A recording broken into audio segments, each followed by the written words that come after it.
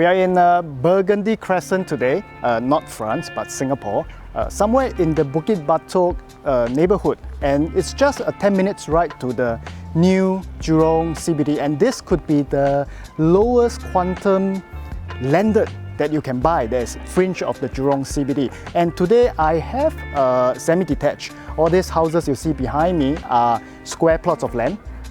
They are all detached, and if you put two together, it's a semi-detached. The land size is 2,900 square feet, and it was built in 1995 by Capital Land, having this Victorian kind of styling on the facade.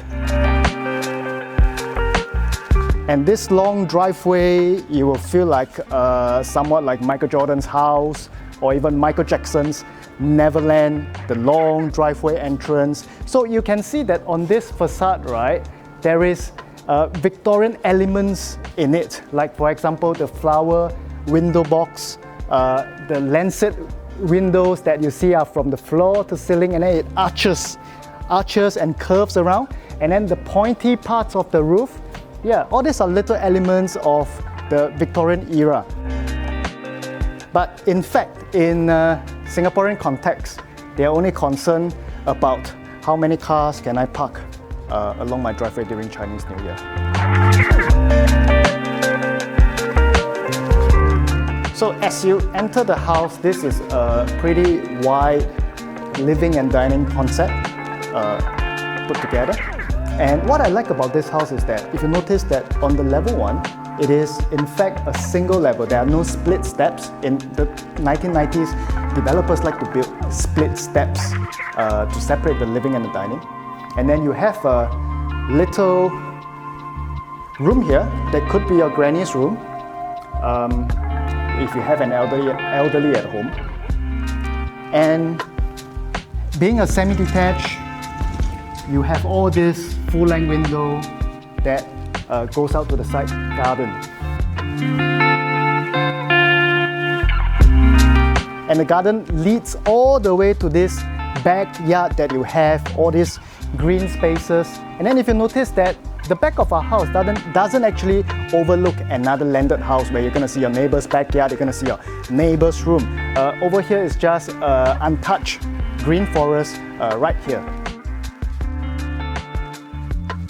And coming to the kitchen, it is quite a simple kitchen, which is more of a country feel.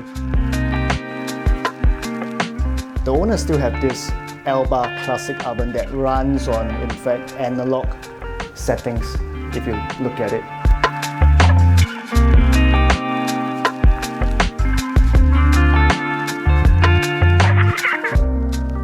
I like to visit homeowners' house where, you know, especially when they have bookshelves. They have bookshelves, you can see and look at what kind of books, what type of books they have. And they have this 4MB RAM, the 1990s Macintosh Classic. For Apple fanboys, if you buy this house, this Macintosh is free for you. And sitting right next to the study and family area is a bedroom 2. I call it bedroom 2. You can see that there are like different panels of windows which makes this already large room look even larger and look even brighter. And now we will go up the split steps. You know, these split steps gives a little privacy kind of feeling.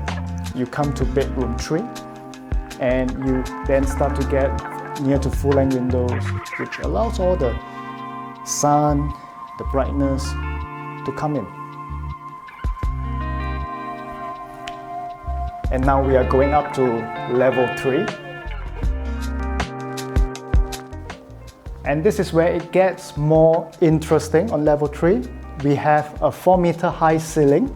And with a 4-meter high ceiling, you then start to have this lancet windows that goes from the floor to ceiling, and it's really, really tall. And you can judge from the curtains. You know, it feels like a big ballroom. And lastly, you have this final room on the highest step and the highest floor of the house, which then comes with a 5 meter, near to 5 meter vaulted ceiling. And it's the only room that has this somewhat like a French balcony that opens up to the front, looking along your long driveway, and you still feel pretty much private.